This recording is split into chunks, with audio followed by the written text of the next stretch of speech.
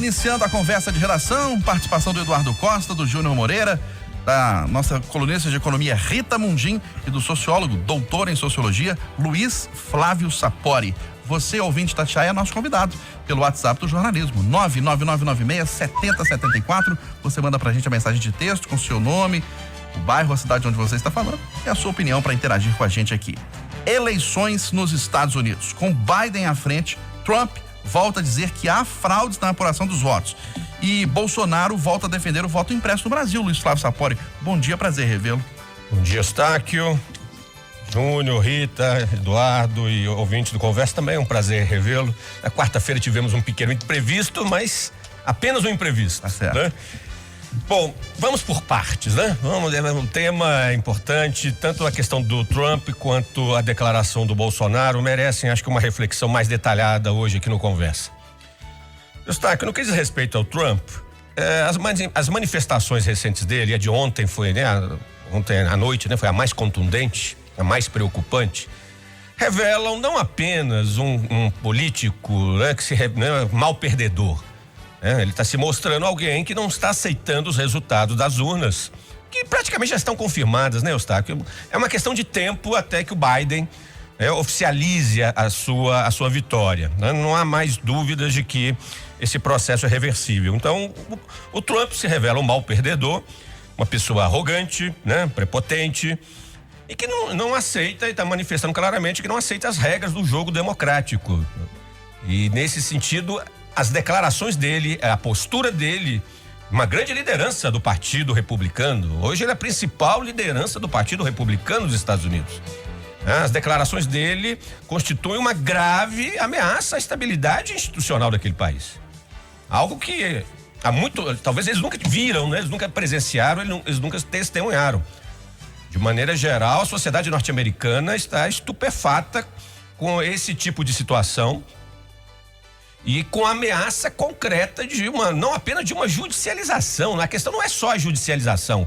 À medida que ele argumenta que existe fraude e não apresenta evidências das fraudes e não apresenta elementos concretos disso, ele coloca em suspeita, né? Ele deslegitima todo o processo eleitoral, incitando indiretamente a sua militância a ir para a rua.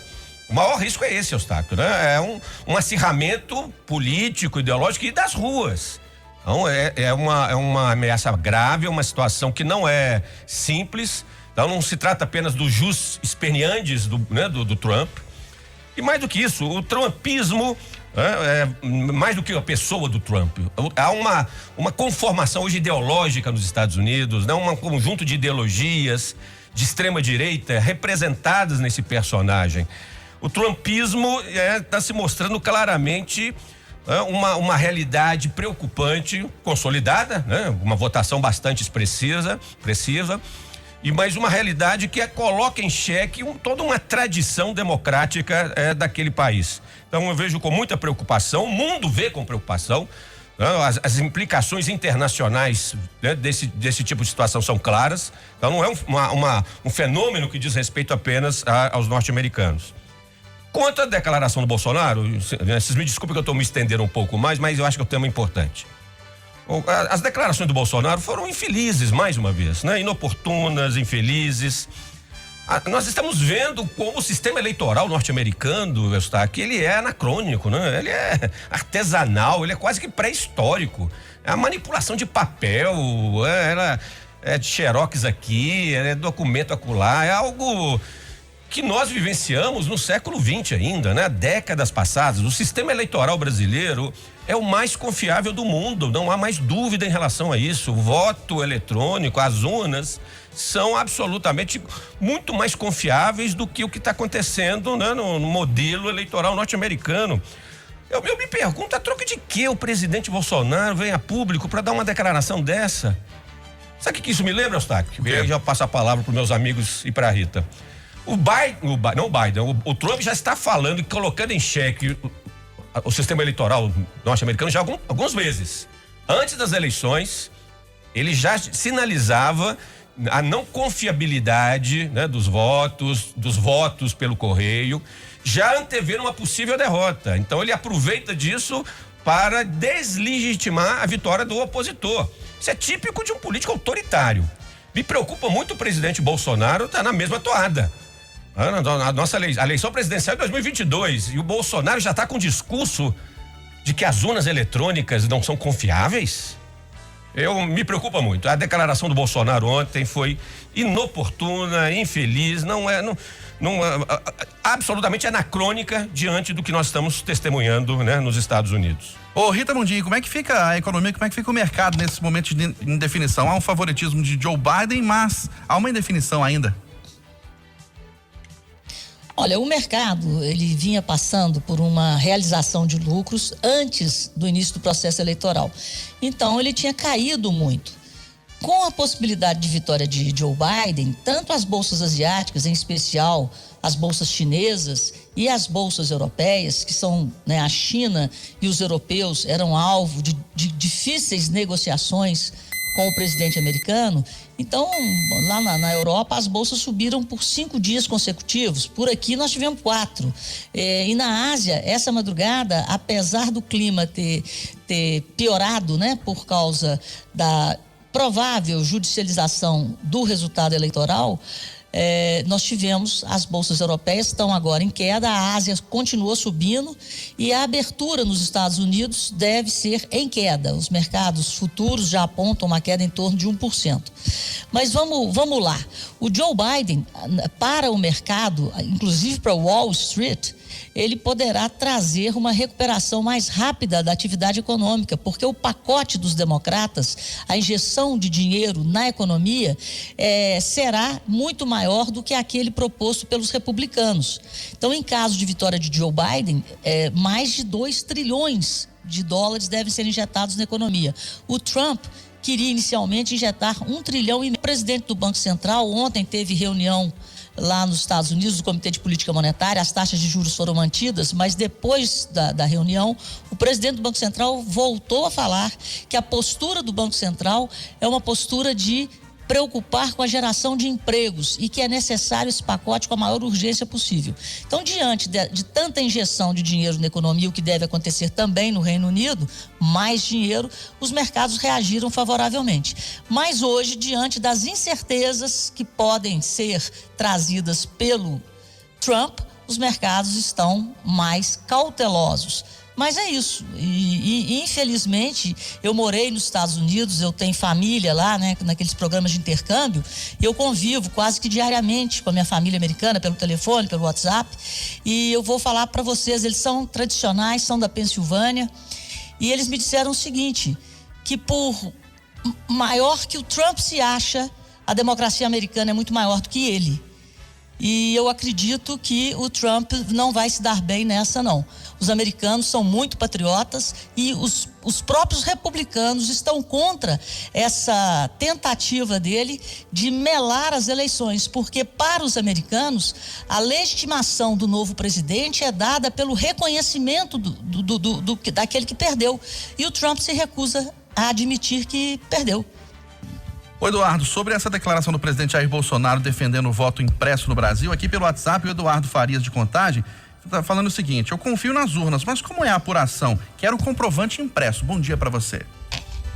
Bom dia para todo mundo. Quem acompanhou os 2 processos, e eu, graças a Deus, acompanhei de perto, não tem a menor dúvida de que a possibilidade de haver irregularidade no voto impresso é 100 vezes maior do que no voto eletrônico. O presidente Bolsonaro vai descobrir ao longo desse mandato que o presidente da República pode muito, mas não pode tudo.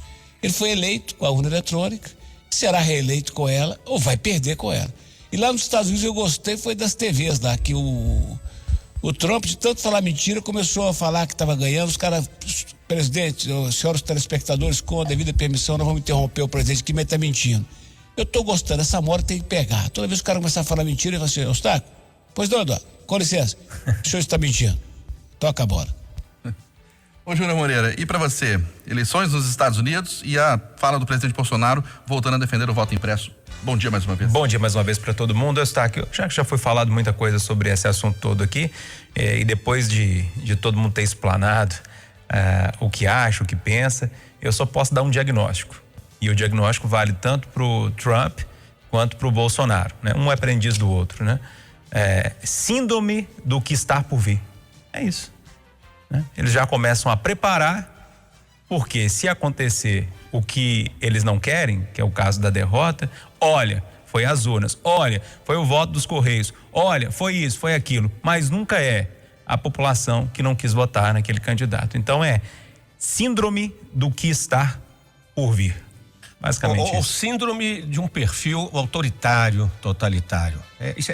Júnior Moreira, quem questiona as regras do jogo democrático quando perde a eleição é quem tem um perfil autoritário, totalitário. É o Trump.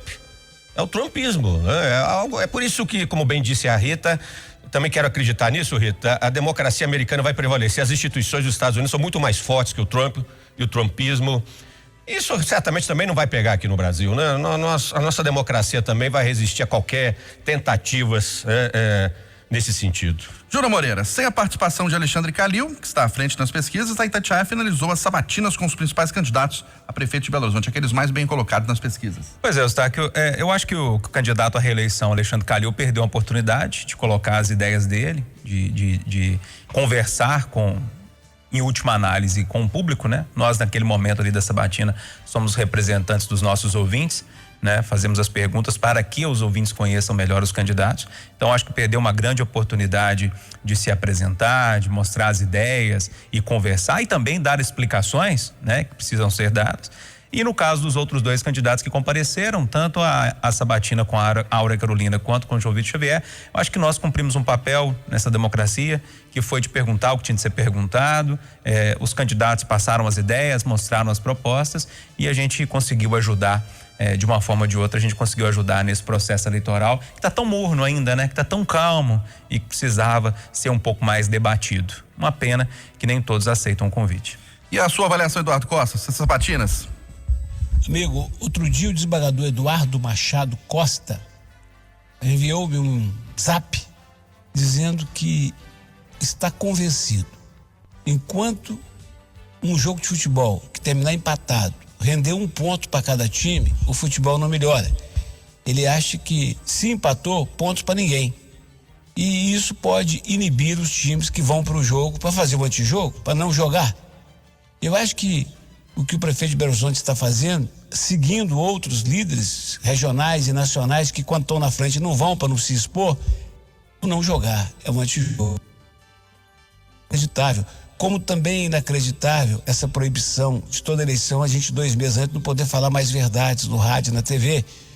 Como também é inacreditável a lei que estabelece que, se a gente quiser fazer um debate de hoje até o dia da eleição, tem que chamar 8 ou 11 dos candidatos, muitos deles que não tem nada a ver.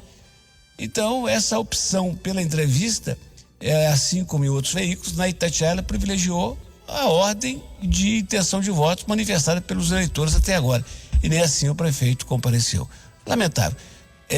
Os números dizem tudo, ele é um cara bem avaliado, ele conhece todos nós, sabe que a gente teria o respeito que tivemos com o João e com a Áurea, e sem ele presente, como é que eu pergunto as coisas? Por exemplo, acabei de receber um telefonema do Matheus, presidente da Abrazel em Minas Gerais. Eduardo, pelo amor de Deus, a prefeitura agora está mandando fiscal para expulsar os nossos clientes às 10 da noite. Como é que funciona, Eustáquio? O cidadão chega às 10 horas e pede uma janta. A janta fica pronta às 9h30, começa a jantar, 10 horas o fiscal tá, opa, fecha aí. E eu fico sem ter a quem perguntar, porque o prefeito não vem à rádio da entrevista. É lamentável. Ô Rita, faltam 9 dias para as eleições municipais, o cerco está fechando. Pois é lamentável essa moda, se não me engano, quem teve essa primeira atitude de não comparecer a debates, não me lembro, mas se não me engano foi o Lula. E isso pegou, essa moda pegou, então quem está na frente nas pesquisas se recusa a falar com o povo que o elegeu anteriormente. Então os nossos representantes, repito, não nos representam quando eles se omitem. Quando eles se omitem de fazer um balanço da atual gestão e qual a proposta para a gestão futura. Então a gente tem que saber avaliar essa omissão. Porque se eu tenho que mostrar, se eu tenho que falar, se eu tenho perspectivas e expectativas positivas para uma cidade, para um estado, para um país, eu tenho que dar minha cara a tapa. Eu tenho que estar diante daqueles que me elegeram para prestar conta do que eu fiz e do que eu poderei fazer. E o que tem acontecido no Brasil é essa moda terrível. Deveria ser obrigatório o candidato ter que ir ao debate. Então, se está na frente, quem paga isso somos nós. O fundo eleitoral é dinheiro do contribuinte, do cidadão. Então, eles têm a obrigação de prestar contas e falar quais são os projetos, porque, afinal de contas, são representantes do povo. Ô, Luiz Flávio Sapori, e a sua avaliação sobre a campanha até agora, sabatinas e a perspectiva para as eleições daqui a 9 dias? Bom, em primeiro lugar, parabenizando a Itatiaia pela iniciativa.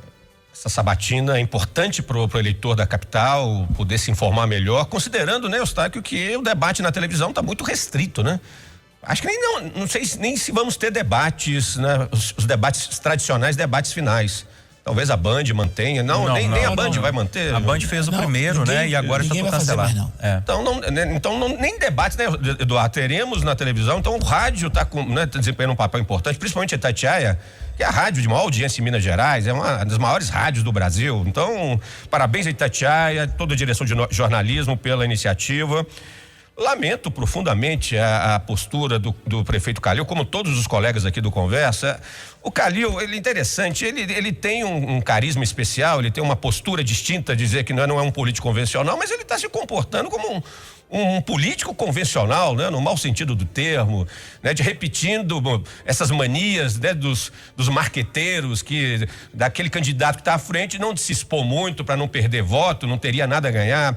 Essa tradição, péssima tradição dos políticos brasileiros, não é de se esperar de quem quer fazer algo diferente, de quem quer fazer uma política diferente, né? Uma política com P maiúsculo. Então, essa decisão do prefeito Calil merece nossa crítica, é lamentável. Agora, ele continua é muito favorito, né, Eustáquio? O que não quer dizer que a eleição já está definida. Temos ainda 10 dias, quase 10 dias, né? Até o próximo domingo. Há uma proporção de eleitores ainda indefinida, né? Apesar então do favoritismo, né, do Calil, teremos ainda uma semana intensa de debates. Vamos ver. De qualquer maneira, fica aqui a nossa crítica, nosso lamento, né, ao Calil por não ter participado dessa iniciativa da Rádio Itatiaia. Eduardo Costa, suspeitos de incendiar cegonheiras são presos em Minas? Pois é, só. Eu já vi de tudo um pouco. Antes, permita-me lembrar uma coisa aqui, curiosa, para a gente refletir. Notou, senhor Eustáquio, que depois que a polícia acabou com aquele esquema de advogados e dirigentes de presídio, aquela safadeza de venda de vagas e privilégios, você notou que os incêndios a ônibus pararam? Sim, verdade. Ah, gente, para Eduardo, eu não tinha reparado dessa coincidência, não, Eduardo. Hein? Eu não tinha reparado essa coincidência, não. Mas você concorda? É interessante, merecer reflexão. E depois precisamos saber se aqueles advogados estão enjaulados como todo mundo deve estar. E o diretor também lá da cadeia. Agora, sobre essas cegonheiras, é sabido, Eustáquio, que a SADA, esse grupo aí essa empresa que faz parte do grupo do senhor Vitório Medioli, ela tem meio que assim, uma larga maioria das concessões para transportar veículos da Fiat. De vez em quando tem uns poucos que entram, né? Pelo que eu tenho de notícia, quem queimou não ficou satisfeito com o resultado da escolha. Aí é igual o Donald Trump, né? Se perdeu, vai para a justiça. Incendiar, não. Júnior Moreira, suspeitos de incendiar cegonheiras são presos em Minas. Pois é, eu estava conversando com alguns amigos da estrada agora há pouco antes de entrar para cá e eles me falavam exatamente isso que o Eduardo tá falando. É uma briga por frete, inclusive o frete de volta, que tem relação com a fábrica da Fiat Automóveis lá em Pernambuco, né? Que fabrica o Jeep. Enfim, e aí por causa dessa perda de contrato, tá essa celeuma toda. Lá em Pernambuco, a semana passada, 7 carretas foram sediadas também, então não é novidade o que aconteceu aqui em Sete Lagoas, não. O negócio tá pegando aí nos bastidores. Algo grave, né, Júnior Moreira Eustáquio? Crimes que demonstram alguma atividade organizada por trás. Então não é uma atividade, né, individual, não é um indivíduo que teve seu interesse lesado ou supostamente lesado. Envolve atividade organizada, associação criminosa, organizações criminosas, é algo... Eu estou muito curioso de ter os resultados da investigação aqui da Polícia Civil de Minas Gerais em relação a esse caso. Estou muito curioso com esse caso. Pois é, Rita, o Eduardo citou queima de ônibus, agora queima de carretas. Pois é, né? A queima de ônibus a gente mais ou menos sabe o que está por trás, né? É tráfico, bom, enfim, compra e venda de privilégios, né? em penitenciárias, e a coincidência existe, né, Eduardo? Agora, vamos ver o que está por trás disso aí. Porque você tem grandes contratos envolvendo transporte de veículos. Então, eu também prefiro esperar as investigações antes de opinar, de falar qualquer coisa. Mas não é coisa de amador, é coisa de profissional.